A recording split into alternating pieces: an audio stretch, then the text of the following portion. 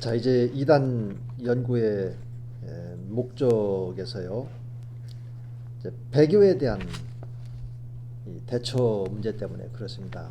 이 배교라고 하는 것은 예수님을 믿고 믿음을 떠난 자, 믿음을 버린 자들. 배교인데, 자, 이 배교는 구원과 관련해서 다음과 같은 논의가 있습니다. 자, 예수 믿고 구원받은 사람들이 배교할 수 있을까 없을까? 두 번째, 배교를 했을 경우에 구원은 있을까 없을까? 이런 문제가 조신학에서 이제 성도의 견인이라고 하는 측면에서 이런 문제를 다루거든요.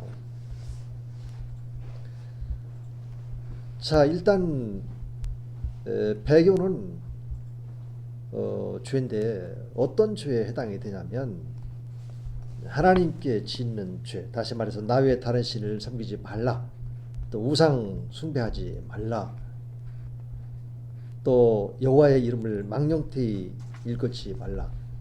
그래서 여호와의 이름을 망령되이 여긴다라고 하는 것은 이제 하나님께 대항한다, 이런 뜻도 가지고 있습니다.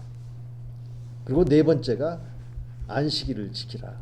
오늘날로 이제 주님의 날을 이제 하나님께 예배하고 예수님의 날로, 예수님이 부활하신 그 주의 첫째 날 모여서 우리가 예배하고 또 주님의 만찬도 행하고. 그래서 그때 당시로서는 이제 유대교와의 그런 그 구별됨, 또 이 세상과의 구별됨, 이런 의미도 주일날 그 예배 속에 담겨져 이렇게 있죠.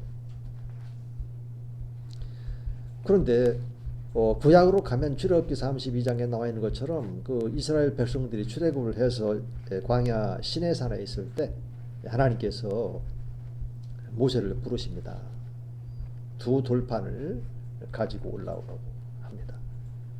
명대로 이제 모세가 두 돌판을 가지고 시내산에 올라갑니다. 40일 동안 하나님과 함께 있으면서 하나님께서 두 돌판에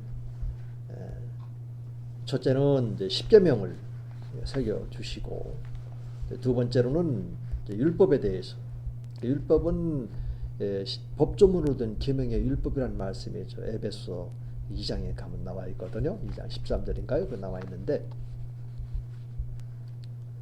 그 십계명을 법조문화해서 장차 이스라엘 백성 공동체가 세워졌을 때 그 율법 준수를 통해서 여호와 하나님의 그러한 그 통치 안에 있고, 또 그 공동체에 질서 있는 이런 삶, 이런 것들을 위해서 그 공동체 안에 머물러 있게끔 하기 위한 그런 하나님의 그러한 그 은혜 차원에서 율법을 주시는 거죠.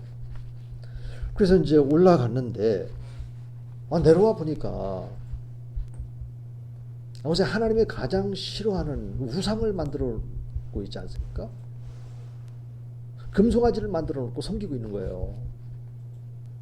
그것도 이스라엘 백성들이 출애굽할 때 하나님께서 보내신 지도자인 모세의 형 아론을 충동절해 가지고, 근데 많은 무리들에 의해서 어쩔 수 없이 그걸 이제 만들게 되어지는 거예요. 그러니까 이 모세가 두 돌판을 던져서 깨뜨리고, 또 성경에 보니까는 그걸 갈아가지고 아들 마시게끔 했다는 그런 말씀이 나오더라고요. 모세가 볼 때 얼마나 배신감을 느꼈겠습니까? 그리고 또 그 모습을 다 알고 계시는 하나님의 마음을 생각하면서 다 갈아 마시게 하고 다시 하나님께 나아갑니다. 또 하나님 앞에서 모세가 하나님, 저를 저주해 주시고 저들을 용서해 주세요. 이렇게 아뢰니까 하나님께서 뭐라고 말씀하시냐면 내게 범죄한 자들은 내 책에서 지우리라. 성경에 책이라는 말이 좀 나옵니다. 신약에 가면 어린 양의 생명책이라는 말씀이 나오죠. 그러니까 하나님의 그런 그 생명책에 농명이 되어 있는데 이걸 지우겠다 이런 얘기예요.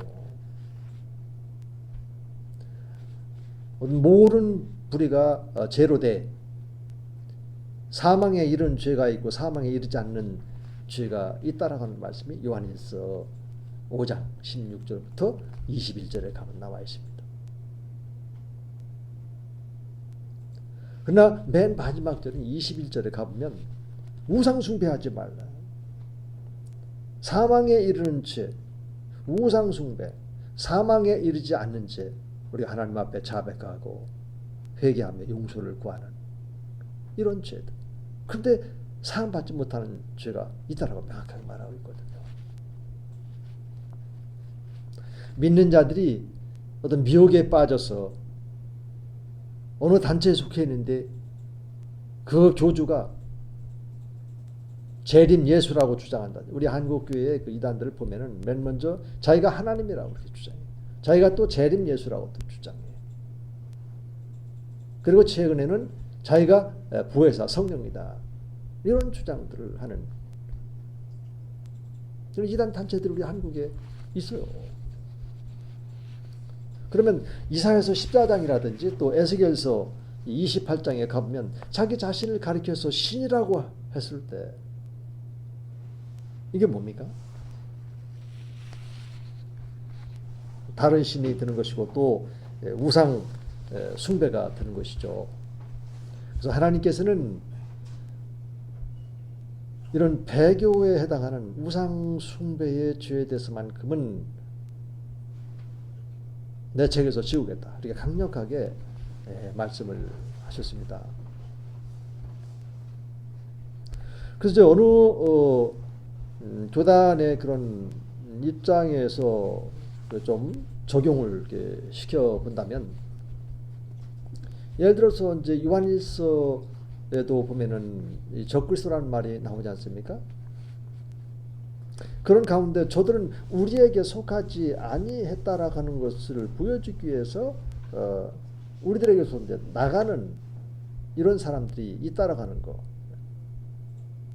그러니까 그거를 저 사람들은 구원받지 못한 영혼이니까 그래라고 해석을 하면서 이단들에 대한 어떤 이 대안을 마련하는데 좀 뭐라 할까요? 좀 미흡한 그런 가르침이 있어요. 그러면 역으로 저는 이렇게 질문을 하고 싶어요. 그럼 지금 현재 뭐 신천지를 비롯해서 많은 이단 단체에 보면은 예수 믿고 교회에서 신앙생활을 했던 분들이에요. 또 그런 사람들을 또 이렇게 핵심적으로 해서 끌어가는 이런 단체들도 이렇게 있고요. 그럼 그들이 다 구원받지 못했기 때문에 그렇다 이렇게 말을 할 수 있을까요? 또 어느 분은 목회자도 있어요. 목사 안수도 받고, 어떤 분은 장로 안수 받으십니다. 어떤 분은 안수 집사도 있고, 집사도 있고, 평신도들도 있고. 그들이 다 구원받지 못하기 때문에 그렇다. 우리가 이렇게 말을 할 수 있겠냐 말입니다. 역으로 그렇지 않다면 구원받았다. 그런데 왜 그쪽으로 갖게 됐을까? 여기에 이제 사탄 마귀의 왜곡된 그런 미혹이 있고, 그 말씀으로 준비가 안 돼 있을 때 넘어가게 되는 거죠. 심지어 우리 예수님께서 이 40일 동안 광야에서 시험을 받을 때도 이 사탄 마귀가 미혹을 할 때 우리 주님께서는 신명기 6장에 있는 그 말씀을 가지고 마귀를 대적하지 않습니까? 그 시험에서 승리하지 않습니까? 우리에게도 그런 하나님의 그런 견고한 또 진리의 말씀 또 순전한 이런 말씀들이 우리 마음판에 가득가득 담아놔야 됩니다. 심겨놔야만 되는 것입니다. 그렇지 않게 되면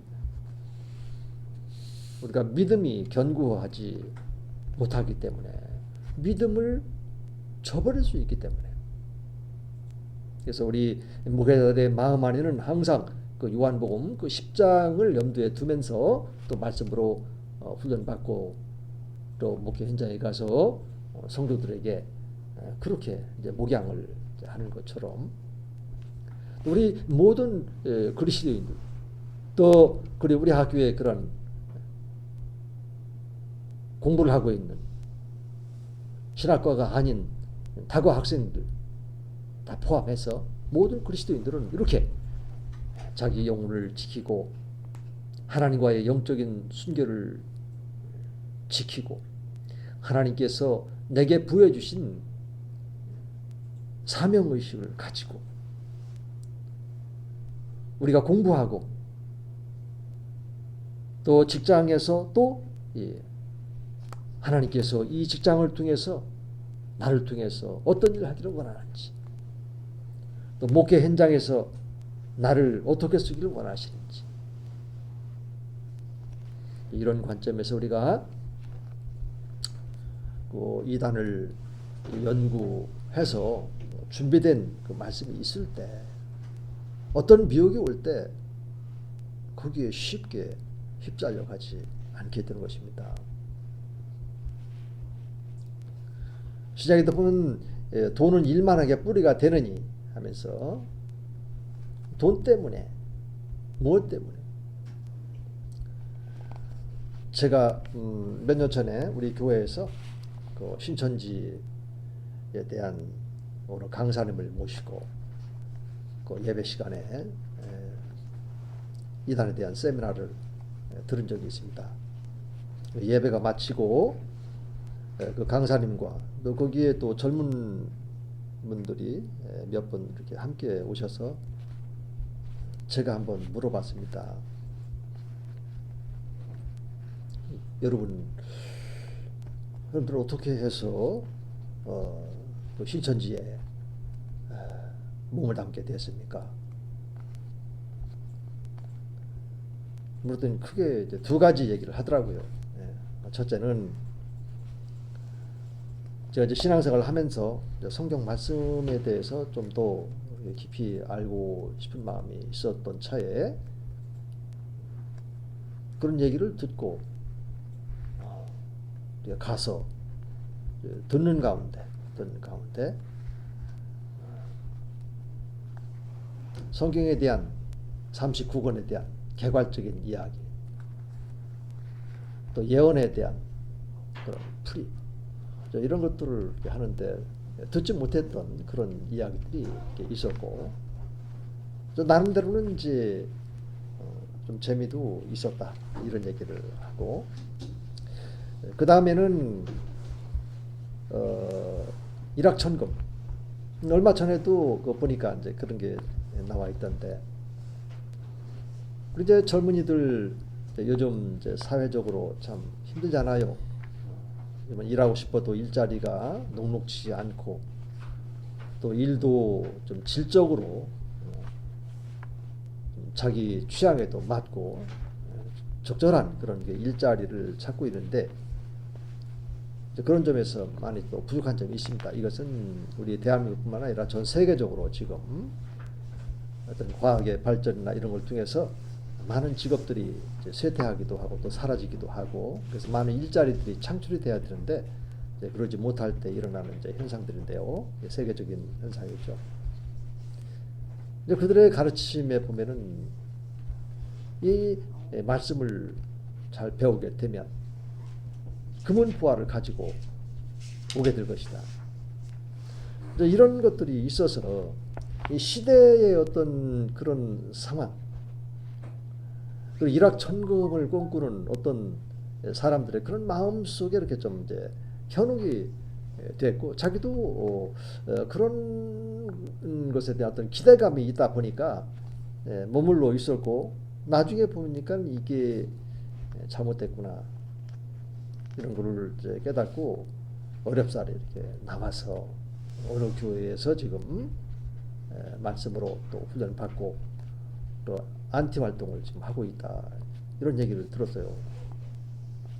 근데 그 말씀은 어디에 나냐면 이제 이사야서 60장에 가면 있어요. 일어나 빛을 발하게 되면 동서남북 각지에 있는 사람들이 금은보화를 가지고 오세요. 그거는 우리 주 예수 그리스도. 이사야서는 구약의 복음서라고 하지 않습니까? 오실 예수님에 대한 그 예언인데 그거를 어느 특정 단체에다가 이렇게 적용을 시키게 되면 맞지 않는 일입니다. 자, 이렇게 시스템탐 이 사탄 마귀는 우리들의 어떤 그 필요 이런 것들을 통해서도 끊임없이 하나님의 말씀을 변질시켜서 구원받은 그 영혼들을 낚아가려고 하는 겁니다.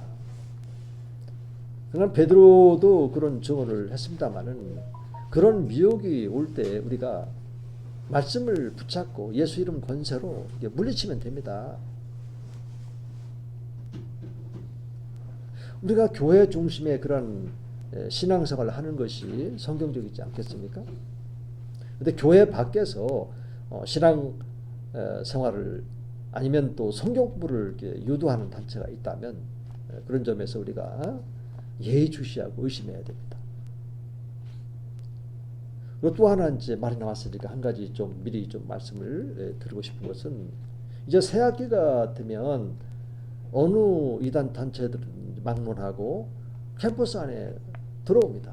그래서 그 새로 입학한 그 새내기들을 대상으로 하든 또 뭐 이미 이제 뭐 2학년, 3학년, 4학년 구분 없이 새 학기 때 이 변하기에 또 약간 좀 어수선하고 아직 안정감이 없을 때들 와가지고 그 영혼들을 이제 미혹해 갑니다. 정확한 통계는 아닙니다만은 뭐 충남대학, 또 모건대학, 또 기타 대학들이 있지 않습니까? 규모에 따라서 몇백 명씩 막 들어있는 경우도 있고 100명씩 들어있는 경우도 있고 그 통계대로 한다면 뭐 우리 학교에도 뭐 한 50명 정도는 막 이렇게 들어와 있겠더라고요. 그 통계로만 본다면 정확한 수치는 우리가 따질 수가 없죠. 예.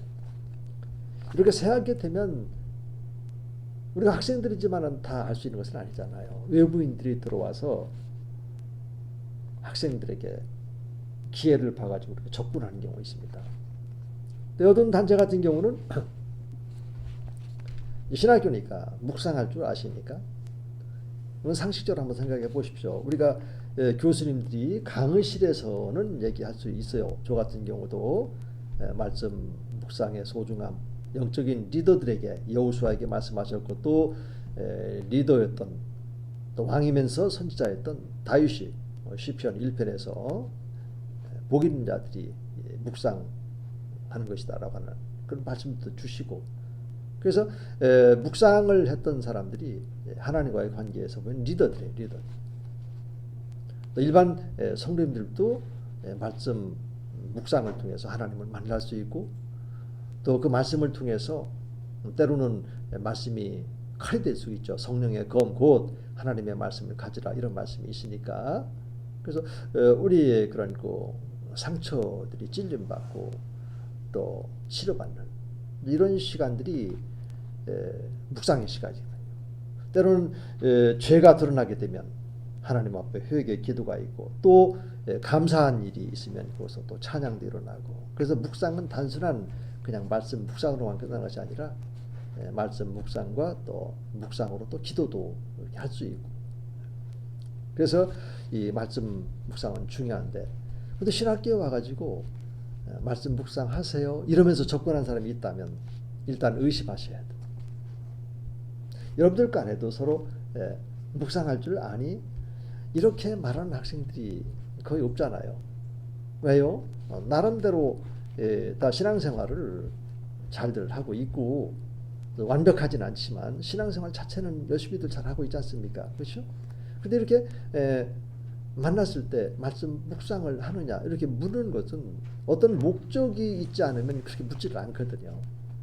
그래서 혹이라도 말씀 묵상을 할 줄 아느냐 이러면서 접근하게 된다면 일단 의심하시고 그리고 또 성경 공부 이런 얘기를 하면서 밖으로 이렇게, 또 아니면 어떤 그 건물 안에 또 말씀에 대해서 잘 아는 어떤 분이 있다라든지 이런 식으로 이렇게 접근을 할 때 일단은 영적인 분별이 되기 전까지는 여러분들이 거기에 적극적으로 반응을 해서는 안 된다.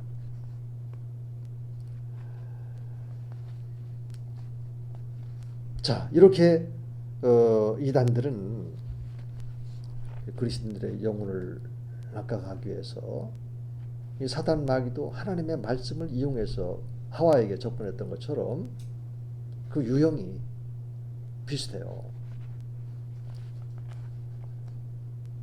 물론 묵상할 줄 아느냐 이렇게 물었을 때 다 어느 이단 단체다 그렇게 지금 말씀드리는 것은 아닌 거 아시죠? 그러나 알지도 못하는 사람인데 그렇게 접근할 때는 일단 의심하시라는 얘기예요. 또 이런 새 학기가 이렇게 시작되고 할 때 더 극렬하게 접근해 오니까 이런 점들을 잘 참작을 하셔서 대비를 하셔야 되겠습니다.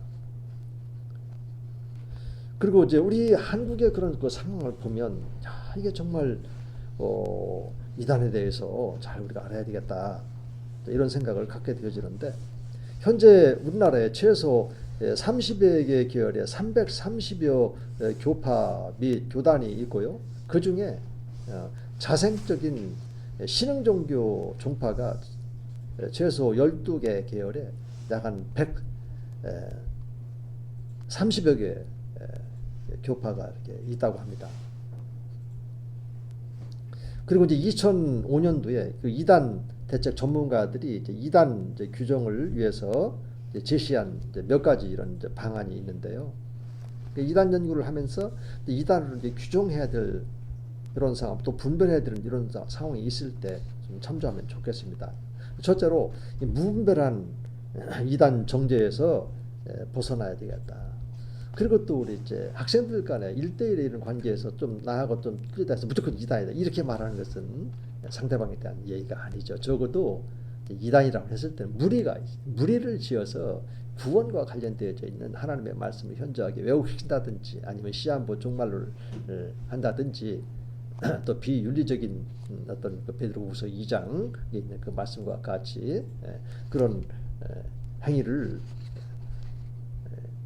또 유도하는 그런 단체가 있다든지 등등의 또 삼일체 교리를 무시한다든지 이런 것들이 이제 있을 때 개인적으로 말할 때는 그거 잘못된 것이다 이렇게 말해야지 노지단이다 이렇게 말해버리면 그것은 적합한 것은 아니다. 이렇게 2005년도에 이단 대책 전문가들이 규정을 위한 방안 이렇게 제시를 했어요. 그리고 이제 정통 교리를 이제 잘못 말한다고 해가지고 또 그걸 또 잘못 표현한다고 해서 이단이다 이렇게 말하는 것도 삼가해야 되겠습니다. 교단마다 좀 지향하는 바가 다르거든요. 그러니까 내가 들었던 것이 다 옳고 너는 틀리고 이런 이분법적인 관점에서 우리가 이제 이단 연구를 하면서도 그렇게 가지면 안 된다라고 하는 것을 우리가 잘 유념을 해야 되겠고 또 최근에 이제 이단들의 전략적인 동향을 파악해 보면 그들도 이게 세계화를 지향합니다. 선교 활동 나름대로 많이 하고요. 또 이 캠퍼스에 아까 말했던 것처럼 교묘한 방식으로 침투하고 또 이렇게 사회 사업에도 이렇게 관여를 해서 사회 봉사 활동이라든지 이런 것들을 통해서도 접근하고 또 방송 매체 이런 것들을 또 적절하게 또 때로는 이제 기업체도 이렇게 운영을 하면서요. 그 회원 관리도 이렇게 하는 그런 이단들도 있고 이제 두루두루 이렇게 한국 상황을 보면은 이단들이 가지고 있는 기업체들이 많이 있어요. 구원파도 그렇고 또 안식교 계열도 있고 또 통일교 그런 계열도 있고 참 많이 있습니다. 그래서 이단에 대한 이런 분별력이 참으로 필요한 우리 한국 사회가 그런 경지에 있다 이렇게 말씀을 드리고 싶고 또 우리 한국교회 이단 사이비 규정 기준에 대해서 용어를 좀 통일해야 될 필요가 있겠다. 그래서 우리 그 침례교 신문에 몇 년 전에 실려 있었던 내용인데 간략하게 소개를 해드리고 마치려고 합니다.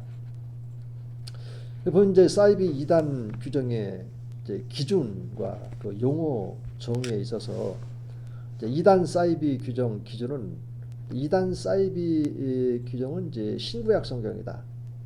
그리고 이제 사도 신조와 니케아 신조 또 콘스탄티노플 회의 그리고 칼케돈 그리고 종교 개혁 전통과 또 각 교단의 그런 신조들 또 이런 기준에서도 이렇게 접근할 수 있고 그리고 이제 이단이라고 했을 때 이단이란 본질적으로 교리적인 문제로서요. 이 성경과 또 역사적인 정통 교회가 믿는 교리를 변질시키고 또 바꾼 다른 복음을 가르칠 때 또 전할 때 그건 이단이다. 그다음에 이제 사이비 같은 경우는 사이비란 이단적인 사상에 뿌리를 두고 또 반사회적 또 반윤리적인 행위를 하는 유사 기독교 단체를 가리켜 사이비. 근데 마지막으로 이제 이단성. 그래서 이단성이란 이단은 아직은 아니지만 이단성이 있음을 나타내는 정도의 측면에서 사이비란 용어를 사용하는 경우는 이단성이라고 하는 용어로 이렇게 대체하기도 합니다. 적어도 이런 기준을 가지고 이단 연구가들도 지금 접근하고 있고 그러니까 우리 학생 여러분들도 이런 기준들을 좀 잘 가지고 있으면 여러분들이 만나는 사람들 사이에서 무례하지 않게 또 이단이다 이렇게 직설적으로 얘기해가지고 그것이 경우에 따라서는 이제 법적인 문제로도 비화되기도 하니까 우리가 언어 사용에 좀 주의를 하셔야 될 부분들이 있어서 이렇게 말씀을 드렸습니다. 자, 오늘 강의는 여기서 마치도록 하겠습니다. 서두에서도 말씀드렸지만 여러분들의 출석을 위해서 소감문을 개강이 됐을 때 제게 제출해 주셔야 되고요. 또 아무쪼록 한 주간 생활하면서 하나님의 은혜 가운데서 다들 건강하시고 또 다시 만났을 때 기쁜 모습으로 만날 수 있기를 원합니다. 여러분들 위해서 기도하겠습니다. 감사합니다.